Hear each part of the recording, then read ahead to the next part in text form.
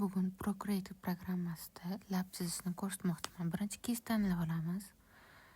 Keyin gorizontalniy liniya chizib olamiz. Va tepasiga bitta krug va pastiga bitta krug.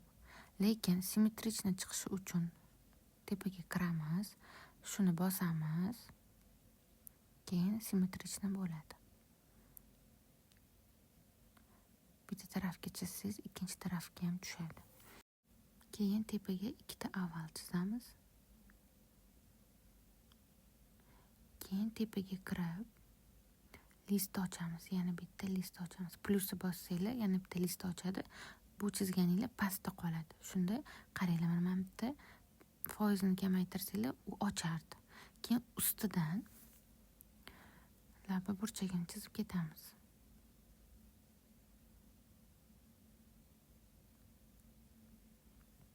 Keyin ahamiyat bersanglar, liniyani bitta chizganda sirasi tekis chiqmayapti. Mana krugda gorizontalniy liniya chizganda tekis bo'lmayapti. U narsa bitta liniya chizib olasizlar, keyin ruchkani qo'yib yubormasdan, uzmasdan ushlab tursanglar, u avtomatik tekis bo'ladi. Krug ham, liniya ham. Oxirgi shtrix, tagida list olib tashlaymiz. Poka-poka.